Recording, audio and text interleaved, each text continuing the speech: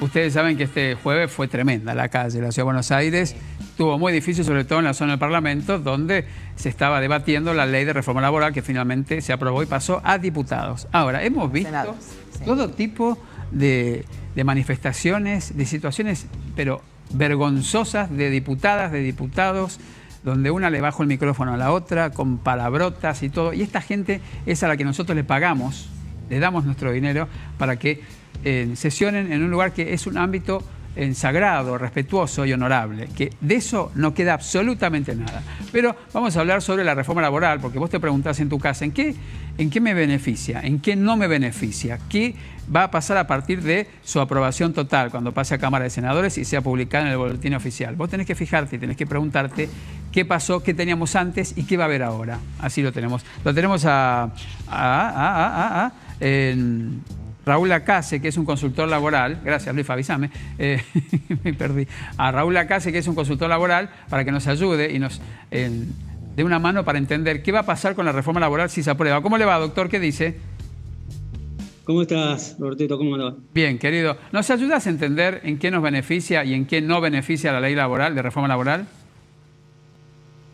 Sí, espero ayudar, porque como bien decís, hay tantas opiniones que uno no sabe si ayuda. La calle está dividida, Hay gente que está a favor, hay gente que está en contra, y ahí te digo un porcentaje importante que desconoce, que no sabe en qué va a ser beneficiosa y en qué no. Por eso, ayúdanos a entender, si te parece.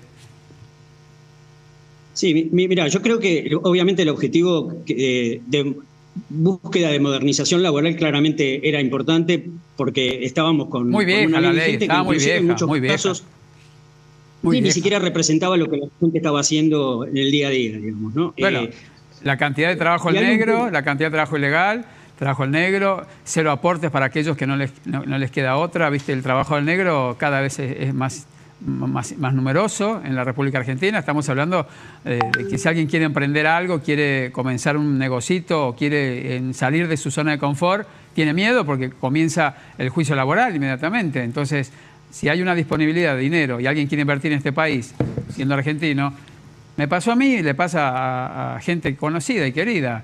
Dice, no, ¿sabes qué? Armás algo y a los 2 meses te hacen un juicio. Entonces, era muy difícil tanto para el empleador como para el empleado honesto. Hablo del empleado honesto, no me malinterpreten. Te escucho, Raúl. No, y creo que cualquier ley, si las partes que están involucradas no tienen buenas intenciones, puede salir mal, digamos. Esto es, a veces ponemos todo el foco en qué dice la ley y poco en el comportamiento de quienes la tienen que aplicar, ¿no? Y yo creo que es cualquier ley, digamos, y la informalidad, de pronto hoy que tengamos casi el 50% de la gente trabajando informalmente, hace inviable cualquier proceso, Raúl, en la construcción es informal total. No te dan una construcción, ni el pintor, ni el albañil, ni el plomero, ni el gasista, ninguno tiene una factura. Ahora, vos tenés que facturar. A donde vas vos tenés que facturar. Esta gente no factura.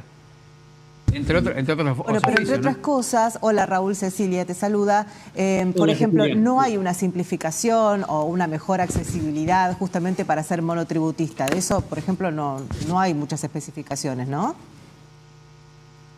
No, lo que sí creo que hay es, primero sí hay una simplificación para poder registrar nuevos empleados, y por otro lado lo que hay es una baja de costos, que es clave para que una pyme incorpore personas, digamos, a su fuerza de trabajo, porque en el fondo, digamos, el costo que tiene que afrontar alguien que pone en blanco, digamos, un empleado, son muy altos. Hoy siempre hago el mismo ejemplo, pero digo, si vos le querés pagar 100 a alguien, ese alguien se lleva 80 en el bolsillo, porque en realidad tiene sus propios descuentos.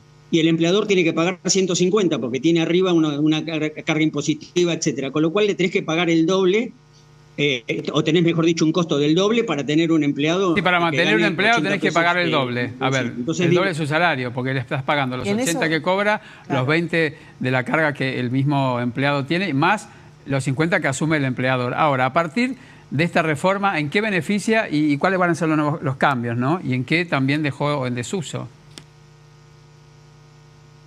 Sí, bueno, primero esto, hay una serie de elementos, digamos, de esquemas que le permiten incorporar nuevos empleados con rebajas de costos a los costos actuales. Eso es una posibilidad. La segunda cosa creo que es importante es también hacer una diferencia, porque vuelvo, esta gente que trabaja informalmente no está representada por ningún gremio. Digo, a veces los gremios están en contra de, pero digo, si lo miraran hasta con interés, hoy no, al 50% que trabaja informal no lo representan, con lo cual no tienen ninguna cobertura. Y la mayoría de las grandes empresas hoy no son las grandes empleadoras, las que realmente están empleando son las pymes, con lo cual la automatización y demás lleva a que de pronto las grandes empresas no incorporen mucha gente. Entonces, creo que lo que es importante o que otorga la ley es la posibilidad de, por un lado, que los empleadores tengan tengan algunas ventajas para poder incorporar gente, y por el otro lado, los que los representan tengan una masa crítica de representación que sea mayor a la que tienen hoy, ¿no? Pero cuando se habla de las vacaciones, cuando se habla de las horas extras trabajadas, cuando se habla de la cantidad de días proporcionales a las horas que vos tenés, también lo de las vacaciones, también lo de la gente de las personas que tienen enfermedad. Sí, mira, yo te digo algo, por ejemplo, lo de las vacaciones es un tema que yo diría que estamos discutiendo sobre algo que ya ocurre.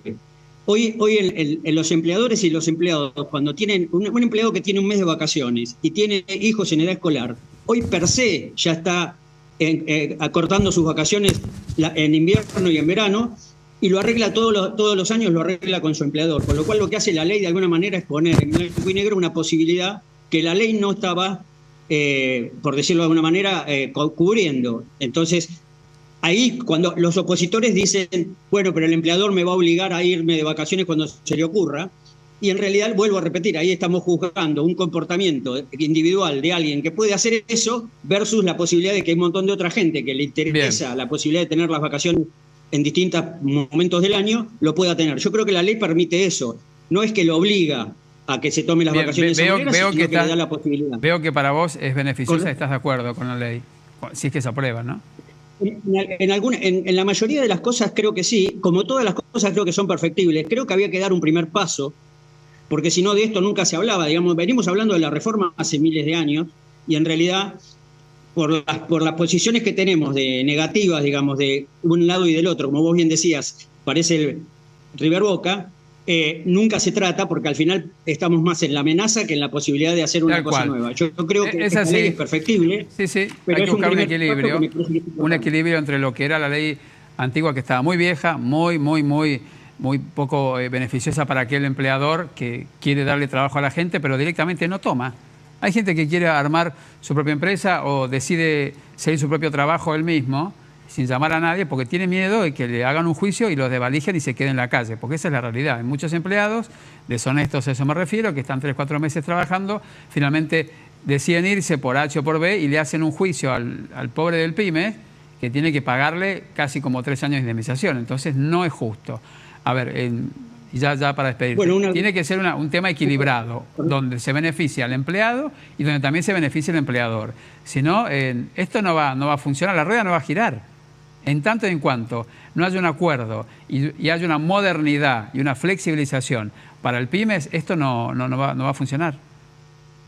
No, bueno, justamente muchas de las cosas que hace esta ley es, por ejemplo, esto que vos decías recién, ¿no? Esto de que el juicio o los juicios, la facilidad de los juicios, sobre todo inclusive hay algunas cosas que estaban, quienes intervenían en el juicio tenían alguna ganancia porcentual sobre el resultado del juicio. Hoy hay en esta ley por lo menos eso se acota. Hay cosas que me parece que, vuelvo a repetir, no es la cosa perfecta, pero es un primer paso que me parece que era clave para que empecemos realmente a modernizar la forma en que se trabaja y darle la posibilidad a quien quiere trabajar bien, digamos, y los empleadores que quieren hacer bien las cosas tengan algo que lo sustente un poco mejor que la ley actual. Sí, y que además el empleado tenga de qué agarrarse y que sepa aquel que nos está mirando que está en negro, porque la gente que está en negro no tiene aportes, no tiene registros, nada, o sea, no tiene nada. O sea, juntan su propio dinero, hacen como pueden, porque lo veo en los empleados de las obras, de albañiles, juntan para tirar el año. Es así. Exacto.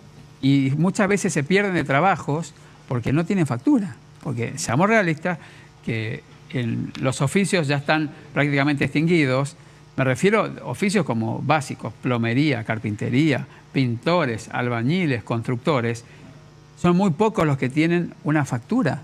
Pedirle una factura a un electricista. Hay muchos temas por hablar Claro. en el mundo laboral del cual Claro. no se habla y recién lo empezamos a hablar Ahora. ya con la Ley prácticamente promulgada. prácticamente promocionada, claro. Es una pena porque hay un montón de pendientes que Pero son pasa, y lo que fundamentales. pasa, por lo menos lo que uno ve, hay que mucha gente que habla y ni siquiera ha leído la ley, ¿no? Y a veces lo ves hasta los que lo tendrían que haber leído profundamente para opinar, que opinan Bien.